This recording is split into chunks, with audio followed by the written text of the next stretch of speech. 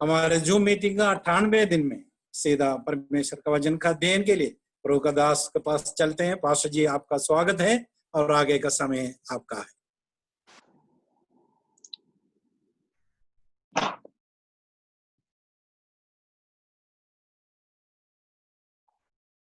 सनातन के परमेश्वर सेनाओं के यहोवा का धन्यवाद और प्रशंसा होवे, जिसने हमको अपने प्रिय पुत्र में अनादि काल से ही या जगत के उत्पत्ति से पहले से ही चुन लिए थे, ताकि हम उसकी उपस्थिति में पवित्र और निर्दोष हो। हमसे मोहब्बत करके अपने लहू के द्वारा हमें शुद्ध किया हुआ, अपने पिता परमेश्वर के लिए हमें याजकों के एक झुंड बनाया हुआ महान परमेश्वर प्रभु यीशु मसीह की पवित्र नाम में आप सभी जनों को, विशेष परमेश्वर के खादिम गणों को मसीही सलाम, जय मसीह की। फिर एक दफे हमें परमेश्वर की उपस्थिति में आने के लिए प्रभु ने अनुग्रह दिया है। प्रभु परमेश्वर के पवित्र नाम को मैं धन्यवाद करूंगा। थोड़ा सा आज देरी हुआ, माफी चाहूंगा। तो हम चलेंगे नरक के बारे में देख रहे थे। वहीं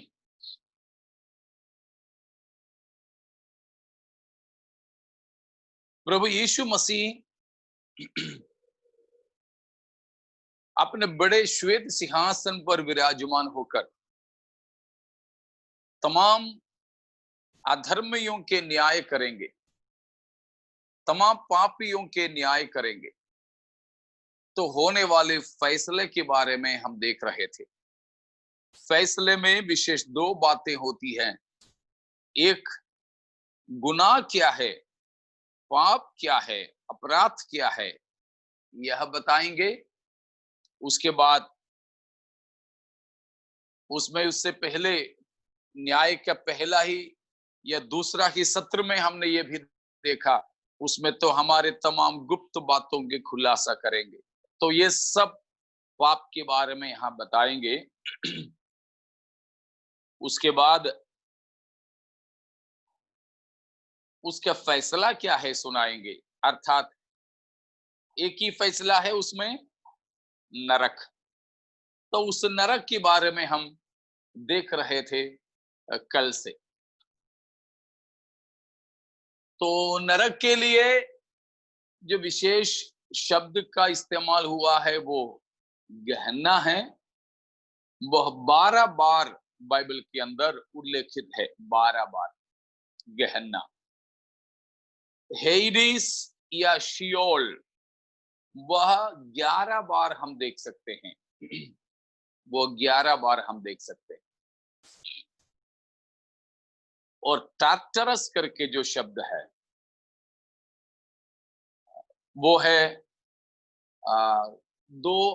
ये एक ही बार उसका इस्तेमाल हुआ है। तो मुख्य इन शब्दों को हमने देखा है, ठीक है।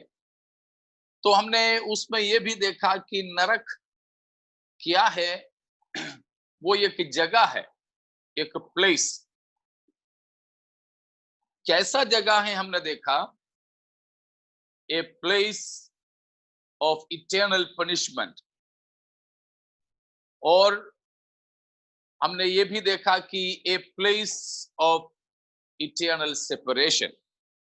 नरक एक जगह है, ओके। नरक एक जगह है और ये जगह अनंत दंड की जगह है और अनंत अलगदाई की जगह है। अनंत अलगदाई का मतलब परमेश्वर से मनुष्य हमेशा हमेशा के लिए अलग हो जाते हैं। परमेश्वर से हमेशा हमेशा के लिए मनुष्य अलग हो जाते। अगर परमेश्वर से ही अलग होते तो भी थोड़ा सा तसल्ली हमें मिल जाता, हल्का सा तसल्ली फिर भी हमें होता। ठीक है, कोई मनुष्य तो साथ में है, लेकिन परमेश्वर से तो अलग होते, उसके साथ ही साथ में मनुष्यों से भी अलग हो जाते। बहुत लोग ये सोचते हैं, कुछ दिन पहले मैंने कहीं पढ़ा था कि बोलते हैं कि मैं तो नरक ही जाना पसंद करूंगा, क्योंकि सबसे ज्यादा लोग, बड़ी भीड़ तो वहीं होगी। मुझे तो मेला में जाना पसंद है, मुझे तो नौटंगियों में जाना पसंद है, जहां बड़ी भीड़ होती है वहां तो मुझे बहुत पसंद है जाना। इसलिए बोलते हैं कि नरक में ज्यादा भीड़ होगी, स्वर्ग फिर भी खाली खाली सूना सूना सा रहेगा, लेकिन नरक ऐसे नहीं होगा। इसीलिए नरक ही जाना पसंद करूंगा। मेरे सुनने वालों में से कोई बड़ी भीड़ को देखने के लिए, सबसे ज्यादा लोगों को देखने के लिए नरक जाना पसंद करते हो तो जान लीजिए सबसे ज्यादा लोग तो वहां होंगे, ये पक्का है, लेकिन आपस में देखने को नहीं मिलेगा। आपस में देखने को और मिलने जुलने को नहीं मिलेगा नरक में, क्योंकि नरक it's a place of loneliness. तीसरी बात है, it will be A place of loneliness because of a place of eternal separation from God and man. Hell will be a place of loneliness. नरक अनंत दंड के जगह है और नरक आनंद अलगदाई की जगह है। अलगदाई हमने देखा कि परमेश्वर से भी अलग होंगे और मनुष्यों से भी अलग होंगे। वहां कोई कंपनी नहीं मिलेगा, कोई साथी नहीं मिलेगा। साथ में शैतान से लेके, काफी स्वर्गदूतों से लेके, विश्व के सबसे बहुमत आबादी तो होंगे, लेकिन जो व्यक्ति वहां पहुंचेंगे वे अकेलापन महसूस करेंगे। तो हम तीसरी बात ये देख रहे हैं कि नरक अकेलापन की एक जगह होगी, अकेलापन की जगह। हाँ प्यारों, बेशक इस बात को जान लीजिए, नरक में बिल्कुल अंधियारा से ऐसे बांधेंगे। पढ़ लीजिएगा, नरक में क्या क्या अनुभव है हम बाद में देखेंगे बाकी, लेकिन अंधियारा तो है उधर, घोर अंधकार से भरा हुआ जगह है। तो उस अंधकार का एक हल्का सा झलक हमें पुराने नियम से मिलता है। मिस्र में परमेश्वर ने भेजा हुआ विपत्ति से। पढ़ लीजिए निर्गमन 10 अध्याय 21, 22, 23, एक्सोडस 10:21-23, പുറപ്പാട് 10:21-23 വരെ। फिर यहोवा ने मूसा से कहा, अपना हाथ आकाश की ओर बढ़ा कि मिस्र देश के ऊपर अंधकार छा जाए, ऐसा अंधकार कि टटोला जा सके। तब मूसा ने अपना हाथ आकाश की ओर बढ़ाया और सारे मिस्र देश में 3 दिन तक घोर अंधकार छाया रहा। 3 दिन तक ना तो किसी ने किसी को देखा और ना कोई अपने स्थान से उठा, परंतु सारे इजरायलियों के घरों में उजियाला रहा। ये बात तो जो भी बाइबल जानते हैं उन सब ने जान रखा है कि परमेश्वर ने मिस्र देश में 3 दिन का अंधियारा एक विपत्ति के तौर पर भेजा। उसमें लिखा है 2-3 बात। एक ये है, ऐसा अंधेरा जो टटोला जा सके। क्या आप में से कोई भी है कभी अंधेरे को छू के देखा है? अंधेरे को किसी ने टटोला है तो बताइएगा जरा, अनुभव हमें भी मालूम करना चाहेंगे। हमने अंधेरा तो देखा है, अंधेरे को इसलिए देखा कि अंधेरे में कुछ नहीं दिखा। अंधेरे में कुछ नहीं दिखा तो हमने उसको अंधियारा नाम रखा, इसीलिए उस प्रकार में हमने अंधेरे को देखा है। लेकिन हम में से किसी ने अंधेरे को अभी तक टटोले नहीं, छू करके महसूस नहीं किए। अभी तो हमें छू लेंगे तो टटोला जा सकता है, कोई भी चीज, ग्लास हो टटोला जा सकता है, मोबाइल फोन हो तो टटोला जा सकता है। तो इस प्रकार का ये सब है। लेकिन अंधेरे को टटोलना, शायद अभी तो हमारे दिमाग में भी वो चीज उतरते नहीं, वो उसका मतलब क्या है, कैसा अंधेरा भाई। हाँ, उस अंधेरे के बारे में है, इसलिए आगे बताया वो 3 दिन तक जो जहां बैठा वहीं बैठा रहा। हमारे घर में तो अंधियारा हो तो भी हम बड़े आराम से उठ के जा सकते हैं। अंधियारा जब होते हैं तो घर में मम्मी या पत्नी बोलती हैं, सब लोग अपने अपने जगह पे बैठे रहना, मैं जाकर माचिस जला के आती हूँ, नहीं तो दिया जला के आती हूँ। बत्ती गोल हो जाती है तो मम्मी या पत्नी उस प्रकार करती हैं, अंधेरे में वो अकेली चली जाती हैं। हम भी कहीं गए हैं, रास्ते में रात में आते हैं, पैदल पैदल है तो भी कोई ज्योति नहीं, घोर अंधकार वाली रात है, बारिश भी हो रही हो तो भी तो हमें रास्ता थोड़ा बहुत अंदाजा लगा लगा करके अपना घर पहुंच जाते हैं। लेकिन ये ऐसे अंधेरा था जो घर के अंदर भी जो बैठा रहा वहां से हिले नहीं 3 दिन तक, ऐसा अंधेरा। ये मिस्र देश में परमेश्वर ने भेजा विपत्ति के रूप में अंधेरा था। उस अंधियारा से भी कई गुना ज्यादा बड़ा अंधेरा होगा नरक में। हाँ, नरक में आग तो जलते रहेंगे तो भी वहां अंधियारा होगी,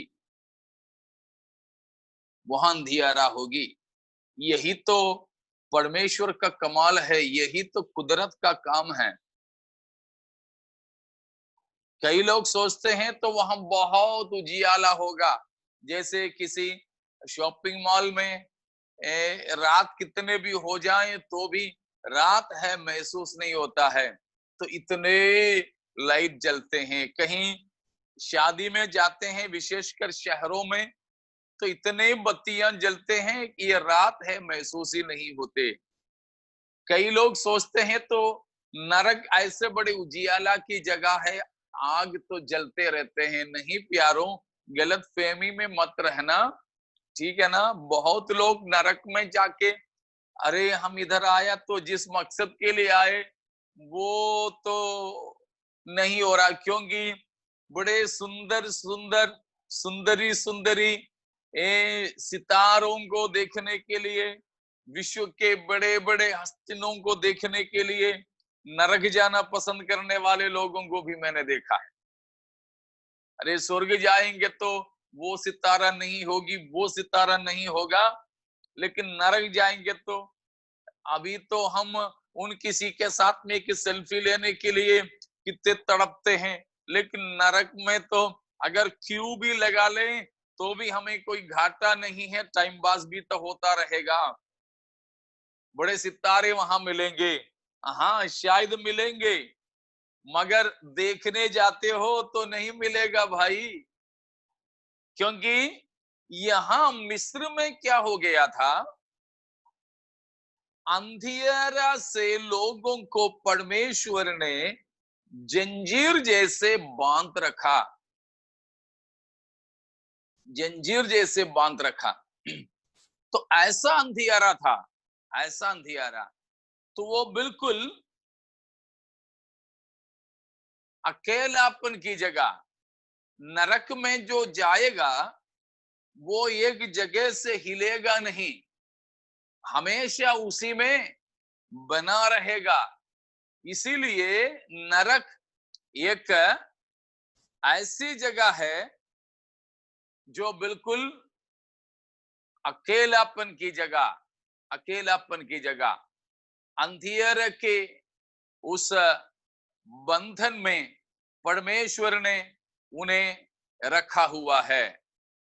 तो प्यारों, ये तो बड़े खतरनाक स्थिति है। एक बार और हम दूसरा पत्रस दूसरा अध्याय उसका चौथा वचन को पढ़ेंगे। दूसरा पत्रस दूसरा अध्याय उसका चौथा वचन। क्योंकि जब परमेश्वर ने उन स्वर्गदूतों को जिन्होंने पाप किया नहीं छोड़ा, पर नरक में भेजकर अंधेरे कुंडों में डाल दिया ताकि न्याय के दिन तक बंदी रहे। वहां पर लिखा है अंधेरे कुंडों में डाल दिया। किसी किसी अनुवाद में हमको ये मिलता है कि अंधेरे की जंजीर से उन्हें बांध रखा है, अंधेरे की जंजीर से उन्हें बांध रखा है। तो स्वर्गदूतों को जो पाप किए हैं उनको अंधेरे की कुंडों में बांध रखा है। या इंग्लिश में भी उसी बात को हम पढ़ते हैं, for if God spared not the angels that sinned, but cast them down to hell and delivered them into chains of darkness. Chains of darkness. उन्हें अंधेरे की जंजीर में बांध रखा है। तो अंधेरे की कुंडों में हिंदी में है, तो वहां कुंड से भी बढ़कर के जो अनुवाद है डार्कनेस, चेन्स ऑफ डार्कनेस, जंजीर, कड़ियां लगाए हैं, अंधेरे की कड़ियां, उन्हें अकेले में रखा है। सोच लेना उधर जाना है कि नहीं। जैसे मैंने पहले एक बार बोला था, जब हम बिना रिजर्वेशन के ट्रेन में जाते हैं तो बिना रिजर्वेशन वाले कोई मिल जाते तो हमारे दुख आधा हो जाता है, हमारे शर्म आधा हो जाता है। स्कूल में पढ़ते समय तो हमें मालूम है, मुझे लगता शायद लगभग हम सभी तो मेरे जैसे थे कि पास होना बड़ा मुश्किल होता था। तो कभी कभी क्लास एग्जाम्स होते थे तो फेल हो जाते तो तुरंत ज्यादा पढ़ने वालों से कोई अंक नहीं पूछते थे, लेकिन पिछले वालों से पूछते थे कि कितना मिला यार, पास होगी कि नहीं, नहीं हुआ, अब वाह अपन एक कंपनी बना देंगे। तो जो फेल हो गया वो दुख आधा हो जाता है, फेल हुआ दूसरे व्यक्ति को जब देखेंगे तब।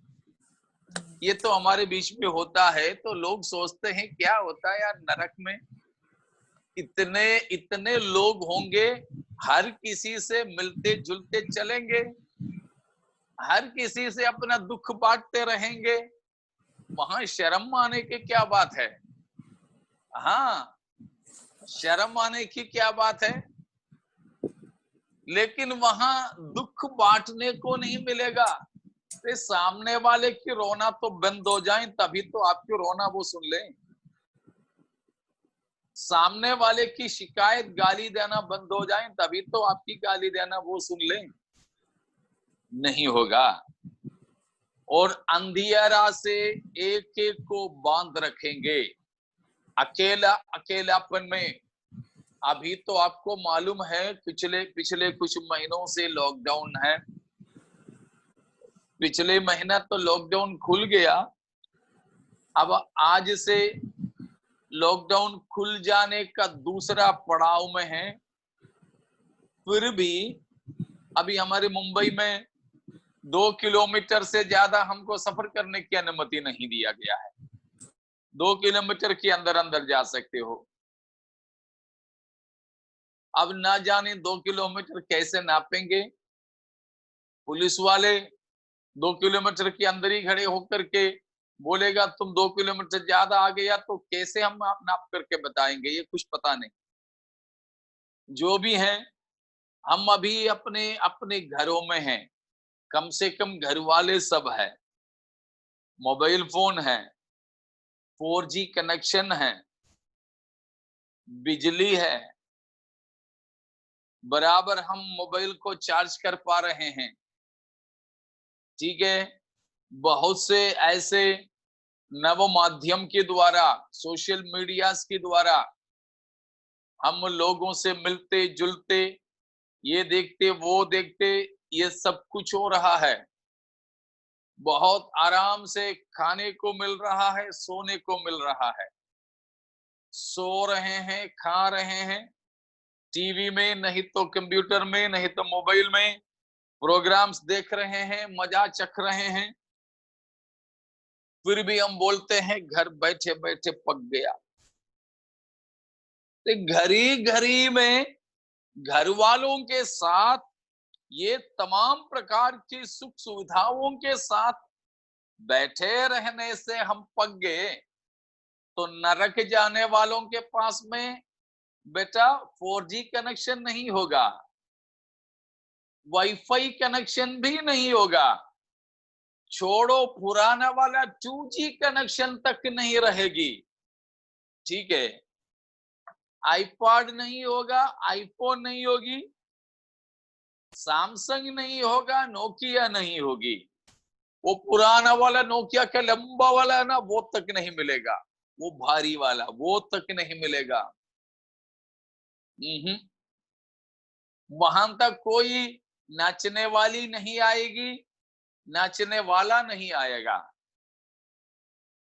वहां प्यारों हम कुछ भी उस प्रकार की बात अनुभव नहीं कर सकेंगे जो पहुंचने वाले, एकदम अकेलापन के अनुभव में होगा। ये लॉकडाउन में अकेलापन का हल्का सा महसूस हुआ तो नरक का हल्का सा झलक तो मिल गया होगा। मुझे लगता है मैंने कई लोगों को बताया और कई जगहों पर ये कोरोना के बारे में जब प्रचार किया तो बोला यह एक रिहर्सल है लोगों के लिए। ये लॉकडाउन, ये कोरोना की ये बात है, वो एक पूर्वाभ्यास रिहर्सल है। किस चीज का रिहर्सल? प्रभु यीशु मसीह आने के बाद इस संसार में कैसे होगा उसका भी रिहर्सल है, और अभी मैं बताता हूं नरक का भी एक छोटा सा पूर्वाभ्यास है। घर के अंदर ही अंदर घर वालों के साथ में रहना मुश्किल पड़ रहे हैं। हम चाहे अनलिमिटेड है फोन, कितना भी फोन करो तो भी कुछ नहीं लगता, तो दुनिया भर के लोगों से फोन करते हुए भी, व्हाट्सएप, फेसबुक ये सब करते हुए भी समय बिताते तो भी बोर हो जाते हो। तो नरक का जरा सोच लो और फैसला करो जाना है या नहीं जाना है। लेकिन ये लॉकडाउन के समय में भी फैसला नहीं कर पाओगे तो फिर ऐसों से भी बड़े अभागे दूसरे कोई नहीं होंगे। इसीलिए प्यारो, नरक ए place of eternal punishment, eternal separation and A place of loneliness, एक अकेलापन की जगह, एक अकेलापन की जगह। वहां हम चाहेंगे हमारे श्रोताओं में से, हमें सुनने वालों में से, हमारे प्रेक्षकों में से कोई नहीं जाए वहां। इसीलिए हम इसको लगातार बताते जा रहे हैं और इसको समय लेकर समझाते जा रहे हैं। हम में से कोई वहां जाने वाले ना बने। मुझे सुनने वालों में से किसी को पक्का नहीं कि वहां जाएंगे या स्वर्ग जाएंगे, तो आज बैठे बैठे में सोच लीजिए, फैसला कर लीजिए, ये पक्का कर लीजिए आप जा कहां रहे हैं। आप जरा ढूंढ लो ये रास्ता जिस पे अभी आप जा रहे हैं, ये अनंत जीवन को पहुंचाएगी या अनंत नरक में पहुंच जाएगी। हम लोग कभी कभी आजकल तो मोबाइल फोन और ये इंटरनेट सब होने की वजह से जीपीएस में ही जीपीएस डाल के जाते हैं। मतलब मैप, कहीं जाना है तो बस अभी यहां से आपके पास भी आना है तो रास्ता मालूम होना कोई जरूरी नहीं, इस पे एड्रेस दे दो और कनेक्शन देते रहो, बस आप तक हमें ये लेके जाएगी जीपीएस, मैप, रास्ता। हमारे मुंबई में तो ऑटो वाले भी, लोकल ऑटो वाले भी तो उसी पे चल रहे हैं, बाइक वाले भी उसी पे चल रहे। कुछ लोग तो बाइक पे 2 लोग चलते हैं, पीछे वाले के पास में मोबाइल देते हैं, वो पीछे से बोलते जाएंगे आप अभी 50 मीटर आगे जाओ, दाएं मोड़ो, वहां से 100 मीटर के बाद में बाएं मोड़ो, फिर सीधे चलो, ये सब बताते जाते हैं। तो मैप, कभी कभी हम लोग अनजान जगह पे जाने से पहले एक बार ये पूरा देखेंगे कि वहीं हमें लेके जा रहे हैं कि ये हमें और कहीं लेके जाएंगे। हम तो बिल्कुल देखते हैं कि इस हिसाब से हम जाएंगे तो कहां पहुंचेंगे। मैप में हम आगे पीछे करके देखेंगे, ये रास्ते पे जाएंगे तो ये पहुंचते किधर है। उसी प्रकार हमको चाहिए, अभी मुझे सुनने वाले बैठकर सोचें, आप जिस रास्ते पे अभी जा रहे हो, ये आगे चलते चलते चलते मुकाम कहीं होगा, कहां होगा, कि कहां जाकर के पहुंचेंगे आपके रास्ता, कहां जाके निकलेगी आपके रास्ता। कई बार मेरे साथ में हुआ है, अनजान जगह, अनजाने जगह पे इसकी सहारे पे गया, ले जा करके कहीं पानी की जगह पहुंचा दी, आगे ना जगह है और पीछे ही मोड़कर जाना है तो जा सकते हैं जिस रास्ते से आए, नहीं तो जंगल, नहीं तो फिर कहीं पानी वाले जगह, रास्ता ही नहीं। इसीलिए पहले देखते हैं, अभी बैठ करके देखो। इसीलिए प्रभु यीशु मसीह ने कहा 2 रास्ते हैं। मत्ती के सुसमाचार 7 अध्याय में उस वचन भी पढ़कर हम आगे क्यों जाएंगे। हमारी मकसद नरक के बारे में सीखना नहीं, परंतु नरक से बचना है। फिर से बताता हूं, नरक या स्वर्ग के बारे में सीखना हमारी मकसद नहीं है, परंतु नरक से बचकर हम स्वर्ग, अनंत जीवन तक पहुंचना है। मत्ती 7 का 13 और 14।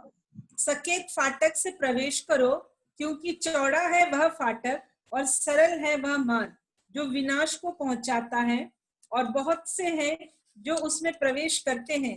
क्योंकि सकेत है वह फाटक और कठिन है वह मार्ग जो जीवन को पहुंचाता है, और थोड़े हैं जो उसे पाते हैं। यीशु मसीह ने कहा 2 रास्ते, एक है सकेत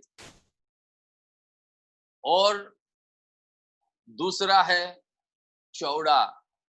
तो प्रभु यीशु मसीह ने कहा है वो सकेत फाटक से प्रवेश करना, और उस सकेत फाटक से जब हम प्रवेश करेंगे तभी जीवन की ओर पहुंचाते हैं हमें। ये बहुत ही जरूरी है, हमें चुनना है कि हम कहां से जाएंगे और कहां पहुंचेंगे। सकेत फाटक और चौड़ा फाटक, और वहां चाकल है वो मार्ग विनाश को पहुंचाता है, और वहां से जाने वाले भी तो बहुत है। लेकिन 14वीं पद में बताया है सकेत है वो फाटक और सकरा है वो मार्ग जो जीवन को पहुंचाता है, और थोड़े हैं जो उसे पाते हैं। तो आज हमें बिल्कुल ये हमें निर्णय लेना है, हमें कहां जाना है, कहां पहुंचना है। प्यारों, इसलिए आगे हम पढ़ने से पहले बिल्कुल फैसला करें। ये किसी को डराने के लिए मैं नहीं बोल रहा हूं, लेकिन सच्चाई है। इसलिए मैंने कल कहा, इस नरक के बारे में सबसे ज्यादा जो बताया वो हमारे प्रभु यीशु मसीह स्वयं है, जो प्रेम का मूर्त बन करके जो आया था, प्रेम का एक निशान बन करके आया था, क्रूस पर प्रेम के खातिर अपना जीवन देने वाला प्रभु यीशु मसीह ने स्वयं कहा, देयर इज ए हेल, एक नरक है। वो नरक का ये सब हालात है। कुछ लोग शायद सोचेंगे, नहीं भाई, हम तो बिल्कुल सीधे सीधे रास्ते पे जा रहे हैं और ये तो अनंत जीवन में पहुंचेंगे। कैसे मालूम? बोलते हैं हम तो ईश्वर की भक्ति करते हैं और बराबर बाइबल पढ़ते हैं, चर्च जाते हैं, जो भी मिलता है तो थोड़ा बहुत हम प्रभु के दास को भी दे देते हैं और परमेश्वर हमारी प्रार्थना सुनता है और जो भी हमने मांगा है सब हमें मिला है। डॉक्टर के पास जाके इतना दिन हो गया, डॉक्टर को पैसा देने को नहीं हुआ, चंगा प्रभु ही करता रहा। ठीक है, ये सब है तो समझ लेना कि हमारी प्रार्थना सुनने से, बीमारी चंगे होने से, बच्चे पास होने से, हमारे जवान बच्चों की शादी होने से, परिवार में संतान मिलने से सब ठीक है मत समझना। क्योंकि प्रभु परमेश्वर ने कहा है कि हमारे परमेश्वर दुष्टों पर भी और धर्मियों पर भी अपना सूरज का उदय करता है। पढ़ लीजिएगा मत्ती 5:45 पद,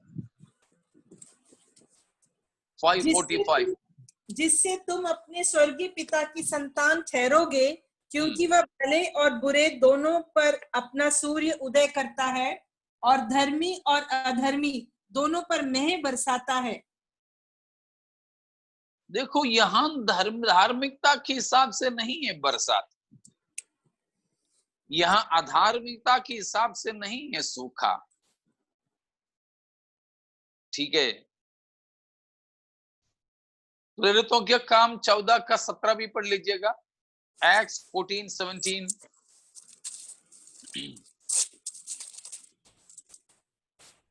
तो भी उसने अपने आप को बेगवाह ना छोड़ा, किंतु वह भलाई करता रहा और आकाश से वर्षा और फलवंत ऋतु देकर तुम्हारे मन को भोजन और आनंद से भरता रहा।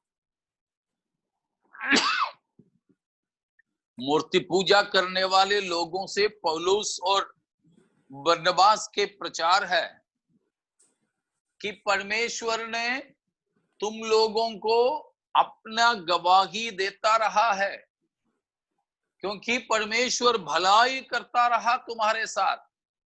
आकाश से वर्षा दिया और फलवंत ऋतु दिया, ये सब कुछ परमेश्वर तुम्हें देता रहा है। खाना दिया, चारा दिया, तो परमेश्वर हर किसी मनुष्यों को ये सब कुछ देता रहा। परमेश्वर की सृष्टि के तौर पर परमेश्वर इन सब के लिए कुछ भी रख नहीं छोड़ा, तमाम भलाइयां उनके लिए देता रहा है। इन भलाइयों के वजह से आप जीवन के रास्ते पर है, स्वर्ग की मार्ग पर है, परमेश्वर आपके साथ है, गलत मत समझना। परमेश्वर के वचनों को आप माने। मैं फिर बताता हूं कि उद्धार का एकमात्र मार्ग यीशु ही है। यीशु मसीह के सिवाय किसी के द्वारा हम स्वर्ग नहीं पहुंचेंगे। पापों से मन फिराना अति आवश्यक है। किसी भी प्रकार की नशा करना पाप है। किसी भी प्रकार की नशा करने वाले प्रभु के राज्य में नहीं पहुंचेंगे, वे सीधे सीधे नरक जाएंगे। चाहे सुबह सुबह ही थोड़ा सा रगड़ के जाएं, सुबह सुबह ही थोड़ा सा धुआं लेते रहें।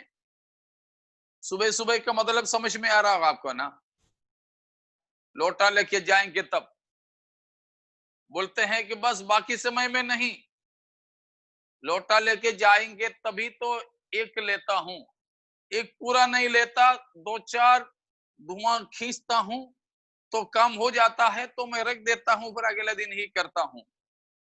भाई आप किसी भी बात के लिए करो, किसी भी प्रकार की नशा करने वाले, पिछले दिनों में जैसे हमने देखा झूठ बोलने वाले और गंदे गंदे कामों में लुचपन में बने रहने वाले, सबके सब नरक ही जाएंगे।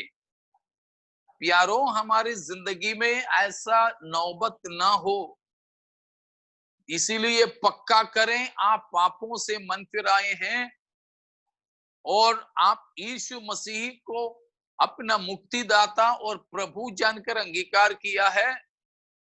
यीशु मसीह की जी उठने के विश्वास पे पानी में डूबकर पिता पुत्र पवित्र आत्मा के नाम से बपतिस्मा लिया है और पवित्र जीवन बिताते हैं, पवित्र आत्मा पाए हैं। ये पक्का करना, पक्का करना।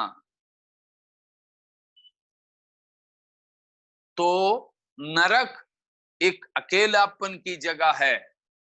ओके, अगली बात, hell is a place of the lost. खोए हुओं की जगह है नरक, खोए हुए लोगों की जगह है। It's a place where the lost, all the lost will be found. It is a place of the lost or place for the lost. तमाम खोए हुए लोग, कौन है खोए हुए? तमाम पापी जन। परमेश्वर पिता, पिता का घर, लेकिन हम जो कहते हैं उड़ाव पुत्र, वैसे ही परमेश्वर से अलग होकर रहने वाले सब खोए हुए हैं। क्योंकि बहुत से ऐसे बच्चे हैं माता पिता के अनुशासन को नहीं चाहते, वे कैसे भी घर के बाहर जाना चाहते हैं। 10वीं भी पास ना हो तो भी बोलते हैं हमको हॉस्टल में डाल दो, नहीं तो हमको फलाने जगह पढ़ने के लिए भेजो। पढ़ने की इच्छा से नहीं, माँ बाप से छूटने के लिए, माँ बाप के अनुशासन से स्वतंत्र होने के लिए। मैं इसीलिए बच्चों को बोलता हूं, बच्चों जहां तक माता पिता के साथ रहकर आपको पढ़ने को मिले, तो थोड़ा सुविधा कम भी हो, शहर थोड़ा छोटा भी हो, तो भी वहीं रहना पापा मम्मी के साथ। उसके एक सुरक्षा अलग ही है, माता पिता के साथ रहने की सुरक्षा। और इस प्रकार दूर जाने वाले बच्चे वहां पहुंचने के बाद में बोलते हैं मम्मी, मम्मी की सब्जी की स्मेल आ रही, खुशबू आ रही है। तब तो नहीं पसंद था, तब बोलते थे यही बनाया है, यही मसाला हमेशा है, कम से कम यूट्यूब में देखकर नहीं बना सकती, 10 रुपया दे कम से कम, मैं तो मैगी लेके खाऊंगी। बस खुद ही बना देते हैं मैगी, बहुत पसंदी से खाते हैं। लेकिन अब हॉस्टल में जाके रहने के बाद बोलते हैं मम्मी की सब्जियों की याद आती है। अब याद करने से कोई फायदा नहीं बेटा, याद करते रहो।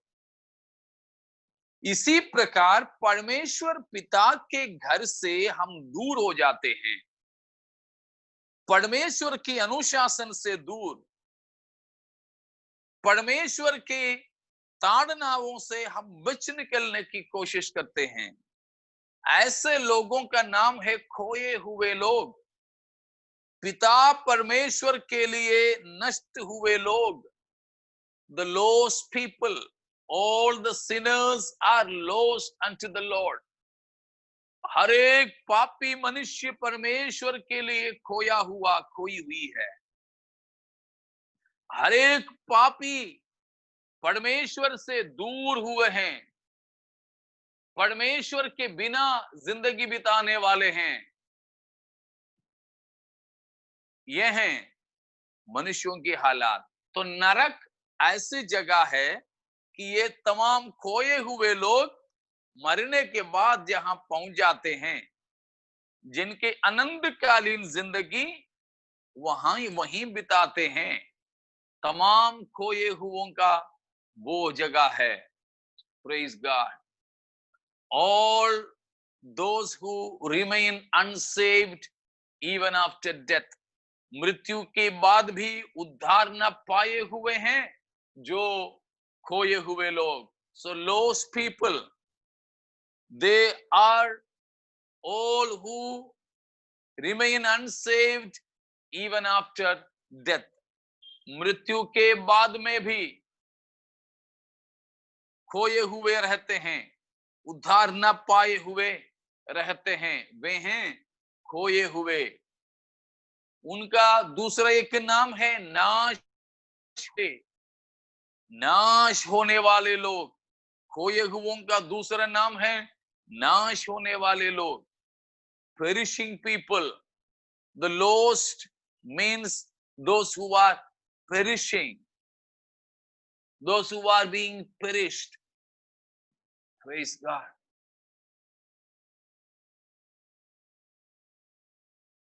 तो ऐसे लोगों का पहुंचने की जगह है वो, और उस जगह पर और क्या क्या मिलते हैं। नरक ऐसे जगह है, विशेषकर a place of conscious tormentation. पहला a place of eternal condemnation, a place of eternal separation from God and man, and therefore a place of eternal loneliness, a place for the lost, the perishing people. Fifth, hell is a place of conscious tormentation. तो पांचवी बात, पहली बात हमने देखा नरक एक अनंत दंड की जगह है। दूसरा, अनंत अलगदाई की जगह है, परमेश्वर से भी मनुष्य से भी अलग होकर के रहेंगे, इसीलिए नरक एक अनंतकालीन अकेलापन की जगह है। चौथा, नरक एक ऐसी जगह जो खोए हुए लोगों का है। पांचवी बात है, नरक होश में रहकर सताए जाने वाली जगह है, बेहोश में नहीं। Conscious tormentation, a place of conscious tormentation. बेहोश में पड़े रहें तो कुछ भी हो जाए तो क्या होता है, मुंडी भी काट के ले जाएं बेहोशी में तो अपन को पता नहीं चलेगा। कोमा में पड़ा है तो किडनी कोई निकाल दे तो क्या फर्क पड़ता है, कलेजी निकाल दिया तो क्या होता है, पता ही नहीं चलेगा, शिकायत ही नहीं करेंगे, दर्द ही नहीं होगा, क्योंकि कोमा में पड़ा है। ऐसे में तो किधर भी डाल दो पता कोई फर्क नहीं। लेकिन नरक में जो जाएंगे तो सतावट तो है ही है, लेकिन तब तो हम बिल्कुल होश में रहेंगे, पूरा पूरा होश में रहेंगे।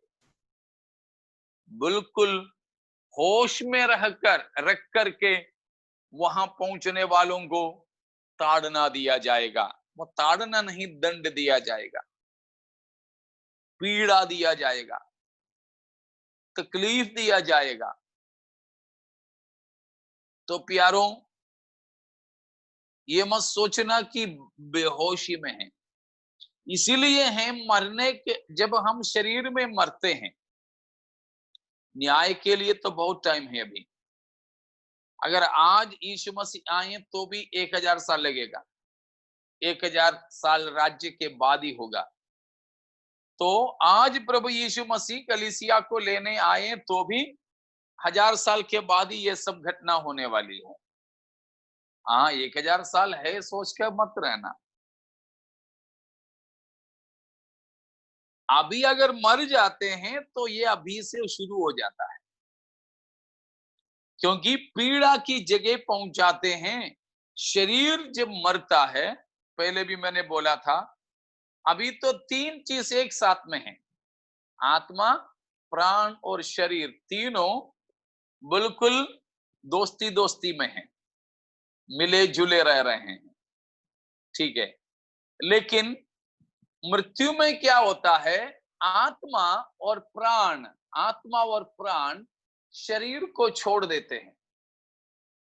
आत्मा और प्राण ये दोनों शरीर को छोड़ देते हैं। शरीर अकेला रह जाता, हमारे इधर कहीं पर भी पड़े रहते, कोई पहना या तो पहना, नहीं तो नंगे नंगे जैसे आए वैसे। कोई जला दिया तो जला दिया, नहीं तो सड़ गए, नहीं तो चिड़ियों ने खा लिए, चींटी ने खा लिए, दफना लिया तो ठीक है, नहीं तो ऐसे ही कहीं पड़े रहे शरीर। लेकिन ये दोनों एक साथ रहते हैं, आत्मा और प्राण। प्राण में क्या होता है, प्राण में ही सेल्फ कॉन्शियसनेस होता है। मैं कौन हूं, मैं कहां हूं, ये सब पहचान प्राण में होता है, ठीक है। तो प्राण में ही सारे महसूस होते हैं, प्राण में ही सारे भावनाएं रहती है। इसीलिए आत्मा के साथ ये प्राण हमेशा होगा। जब शरीर यहां मिट्टी में ही मिलेंगे, शारीरिक मृत्यु के दौरान भी होने वाली बात यह है कि आत्मा और प्राण ये दोनों एक साथ शरीर से विदा ले लेते हैं, जुदा हो जाते हैं। प्राण आत्मा के साथ साथ चाहे पीड़ा की जगह पे पहुंचे या मसीह के पास पहुंचे, इसलिए रहते हैं। अगर प्राण साथ में नहीं है तो आत्मा को कोई महसूस नहीं होगा। ये दुख हो रहा है, यहाँ तड़पना हो रहा है, पीड़ा हो रही है, ये कुछ आत्मा को मालूम नहीं होगी। तो वो कुछ मालूम ना हो, ऐसे एक अनजाने जगह पे लाश जैसे पड़े रहने से कोई मतलब नहीं। इसलिए प्राण को साथ में रखते हैं आत्मा के। इसीलिए 1000 साल के बाद ही, मतलब 1000 मतलब अभी से नहीं, यीशु मसीह आने के बाद, ठीक है। इसीलिए बहुत दिन के बाद ही ये बड़ा श्वेत सिंहासन का न्याय होगा। तो भी प्यारों, मरने की उसी घड़ी से लेकर वो अनुभव शुरू हो जाता है। बस इतना कि उस सिंहासन के पास की न्याय के बाद में वो पुरजोर में होगा, बस उतना। शरीर भी वहां पहुंच जाएगी, बस उतना। बल्कि मरने वाले पापी मनुष्य के आत्मा और प्राण एक साथ ही पीड़ा की जगह पे पहुंच जाती हैं मरने के तुरंत। डॉक्टर मृत्यु घोषित करने से पहले ही आत्मा और प्राण उस पीड़ा की जगह पहुंच जाते हैं, पीड़ा में प्रवेश कर लेते हैं। इसीलिए तब से लेकर ये यातना, ये पीड़ा, ये वेदना शुरू हो जाते हैं। इसीलिए प्यारों, हमको बिल्कुल यह जरूरी है कि हम वहां ना जाएं, वहां ना जाएं। उधर जाने लायक जिंदगी हम बिता रहे हो तो यही मन फिराव का समय है। अगर लगता है कि हमें वहां नहीं जाना लेकिन अभी के हिसाब से वहीं पहुंचेंगे, तो यही वक्त है कि हम बिल्कुल मन फिरा लें, परमेश्वर की ओर फिरें, पापों को छोड़ दें। Praise God. तो वो एक होश में रहकर, होश में रहकर मतलब एक होश में रहते हो। तो कभी कभी हम लोग तो करते हैं ना कि स्कूल में, क्लास में, बाइबल स्कूल में भी करते थे कि सामने बैठे हैं तो बड़े हल्के से, हम लड़कों की बात कर रहे हैं, कि सिर के बाल में से एक बाल अकेला, एक आदमी बड़ा ध्यान से आगे बैठा है, सर जो सिखा रहे हैं वो उसी पर ध्यान दे करके बैठा हुआ है, बिल्कुल उसकी पुतली पे सुई मारते तो भी उसको पता नहीं चलता है, वो ऐसे बैठा है। तो शरारती लड़के क्या करते हैं, ऐसे ध्यान से बैठा हुआ के बिल्कुल ये सिर से एक बाल को अलग करके झट से खींच लेते हैं।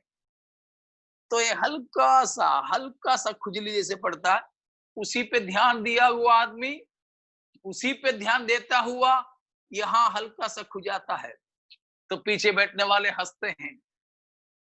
देखो उनकी सेंसिटिविटी, उनको बिल्कुल होश है और उनको बिल्कुल स्पर्श महसूस होता है, इसीलिए एक बाल हल्के से खींचा तो बाल खींचा, उनको पता नहीं चला, हल्का सा खुजली जैसे हुआ, एक मीठी खुजली जैसे, वो एक ही उंगली से हल्का सा कर देता है।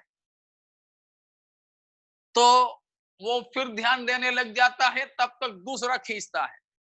कहने का मेरा मतलब ये है कि उस पर ध्यान से बैठने वाला व्यक्ति के भी एक अकेला बाल खिंच गया तो महसूस होता है, होश का ये मतलब है।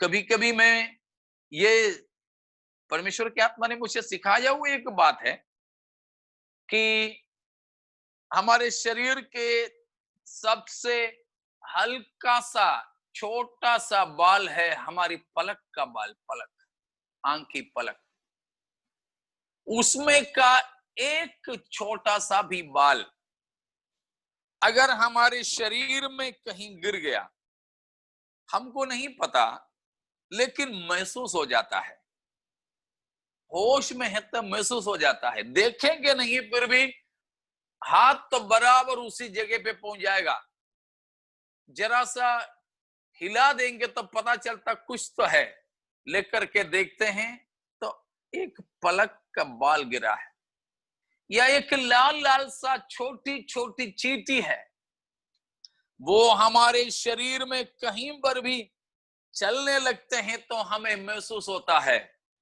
हम तुरंत ध्यान से देखते हैं, वैसे देखने से नहीं दिखा तो चश्मा लगा करके देखते हैं तो दिख जाता है। एक छोटी सी चींटी जब शरीर में चले तो पता चला, इतना हम होश में हैं। तो जरा सोच लो, ऐसे होश में रहने वाला व्यक्ति नरक की पीड़ा में रहेगा तो बिल्कुल होश में है तो क्या महसूस होगा।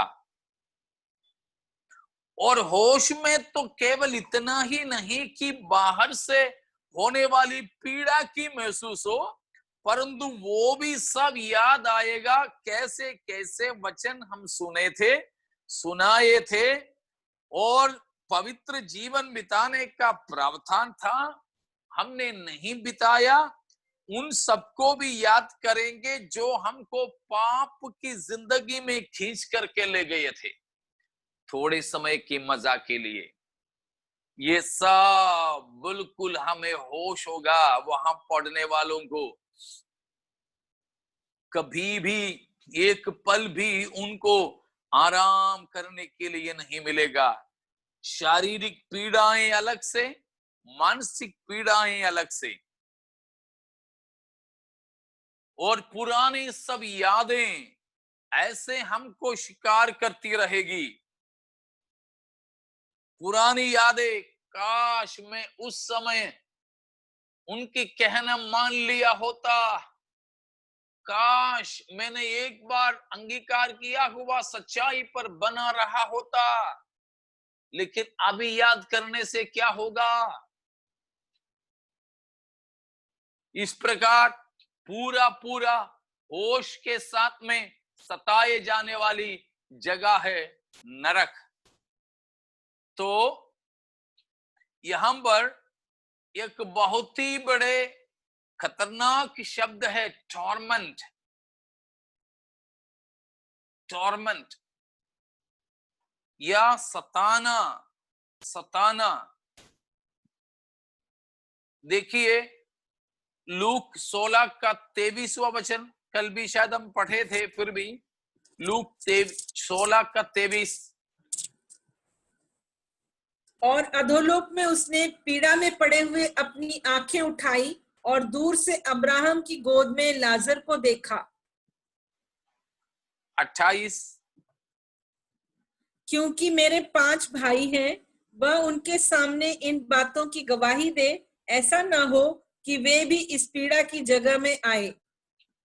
पीड़ा की जगह, तड़पना, पीड़ा पाना। तो हिंदी में शायद 24वां वचन है, 23 नहीं है।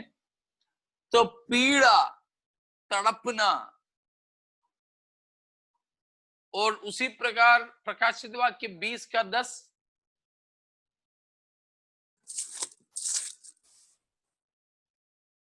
उन पर भरमाने वाला शैतान आग और गंधक की सी झील में, जिसमें वह पशु और झूठा भविष्यद्वक्ता भी होगा, डाल दिया जाएगा, और वे रात दिन युगानुयुग पीड़ा में तड़पते रहेंगे।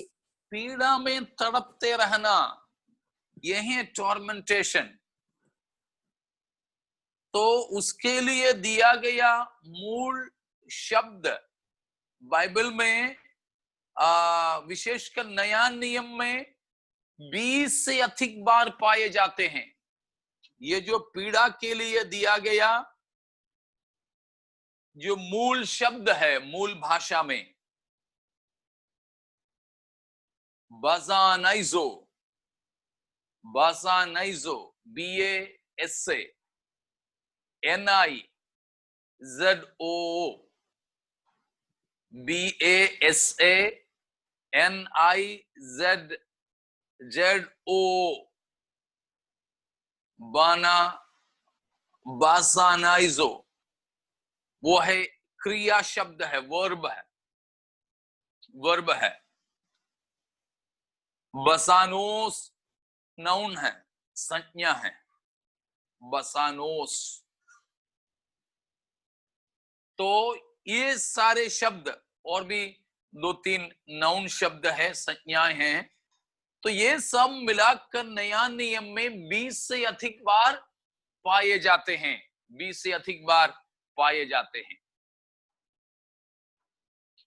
तो इस प्रकार बिल्कुल तड़पना, पीड़ा में तड़पते रहेंगे, उसका मतलब है टॉर्चर करेंगे। टॉर्चर शब्द तो अपन को मालूम होगा। एगनी, बहुत ही दर्द में पड़े रहेंगे। टॉर्चरिंग, एगनी,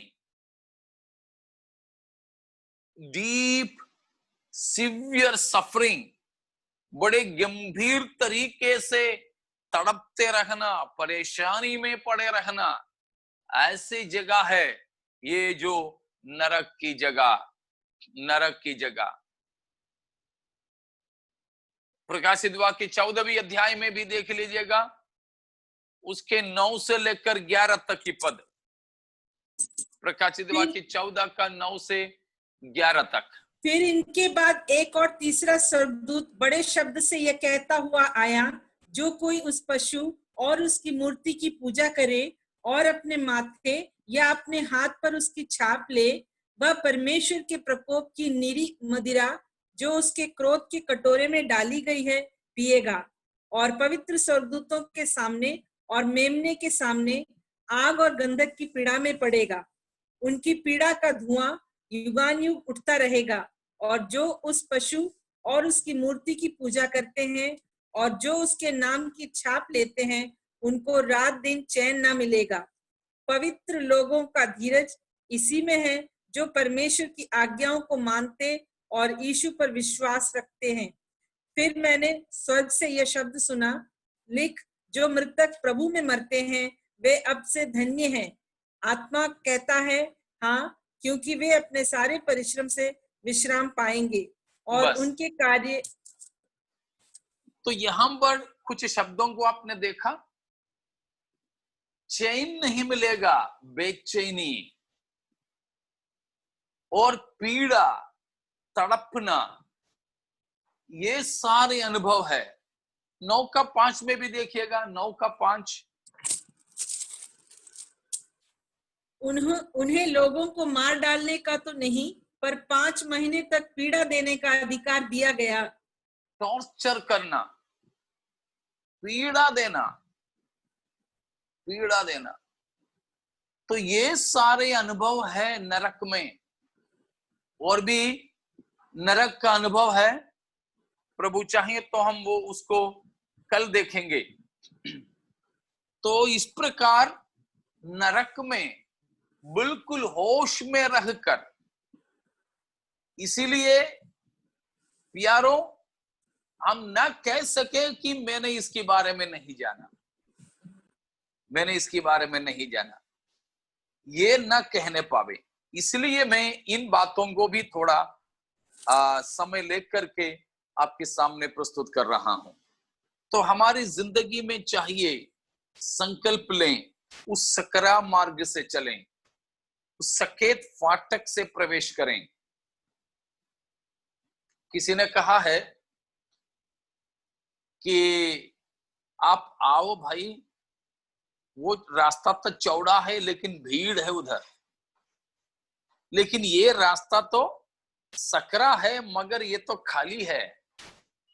अपना गाड़ी बड़ा आराम से यहां चला सकते, तेजी से जा सकते आप, क्योंकि ये तो रास्ता खाली है। सकरा जरूर है मगर खाली है, वो चौड़ा जरूर है मगर बड़ी भीड़ भाड़ है, ट्रैफिक जाम है उधर, क्योंकि जाने वाले तो उससे ज्यादा है। क्योंकि वो रास्ता कहां जा रही है? अनंत विनाश।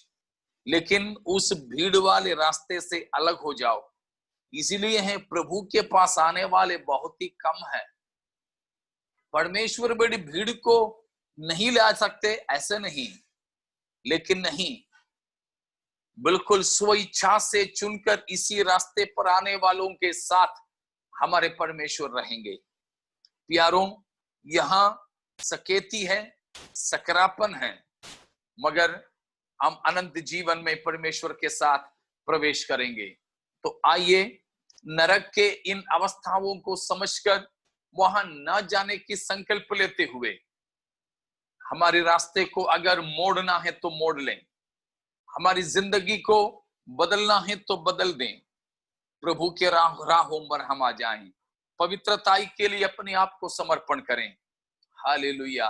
हम कभी भी अनंत विनाश में पहुंचने वाले ना हो सके, परंतु परमेश्वर की उपस्थिति में पवित्रताई की जिंदगी बिताकर यीशु मसीह के द्वारा अनंत जीवन में प्रवेश करने के लिए आइए अपने आप को हम समर्पित करें। इन वचनों के द्वारा नरक से बचकर परमेश्वर के रास्तों पर चलते हुए अनंत जीवन में प्रवेश करने के लिए परमेश्वर हम सबकी जिंदगियों में मदद करें। इन प्रार्थना के साथ में, इस प्रार्थना के साथ मैं अपने लफ्जों को यहाँ समाप्त करना चाहूंगा। प्रभु आपके साथ रहे। थैंक यू पास्टर जी। प्रिय लोगों, क्लास का आरंभ में प्रभु का दास ने कहा था समय को बहुमूल्य जानो, और उस वचन का इतना गहरा अर्थ है इन दिनों में हमें मालूम पड़ रहे हैं। धन्यवाद देते आए और अधिक हम परिश्रम करें।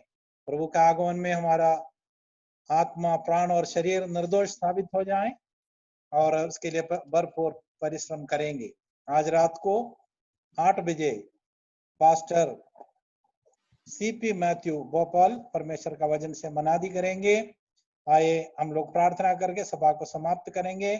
मैं अनुरोध करता हूं आप सभी लोगों से कि हमारा जो गीतकार है पास्टर जस्टिन काफी बीमार है, आज वो मैसेज तक शेयर नहीं कर पा रहा था आरंभ में, हालांकि वो म्यूजिक बजाया जरूर।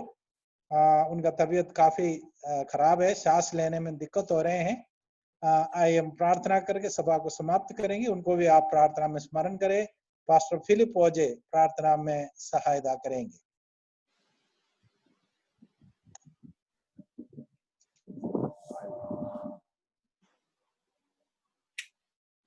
आइए हम प्रार्थना करें। सर्वशक्तिमान अत्यंत दयालु अनुग्रहकारी महान परमेश्वर, सुंदर समय के लिए धन्यवाद देते प्रभु जी। फिर से और एक सुंदर समय प्रभु जी हमारा जीवन में आपने दिया प्रभु जी, आपका वचन से सीखने के लिए।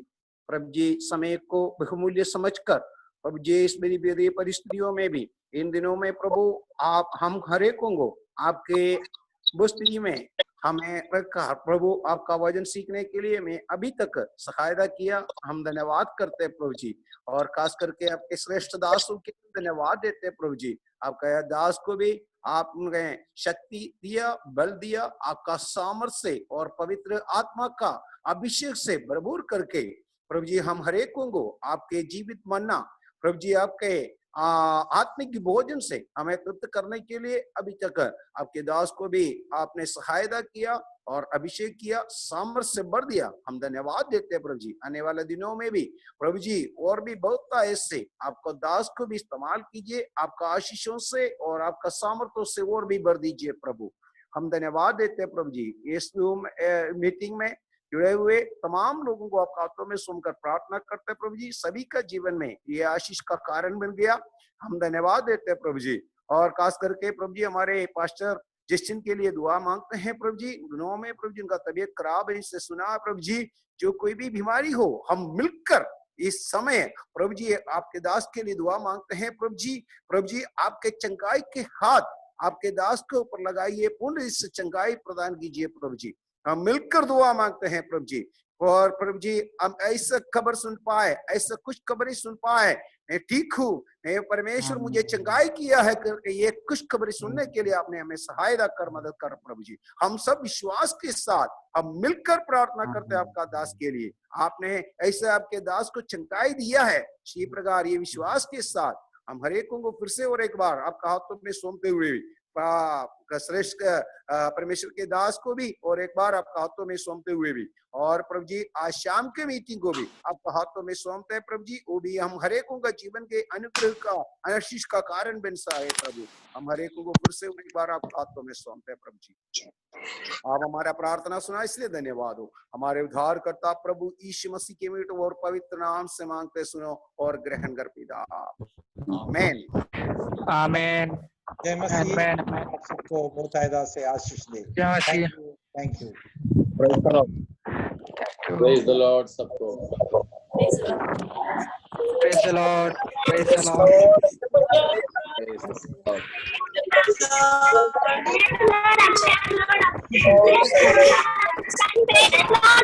Lord.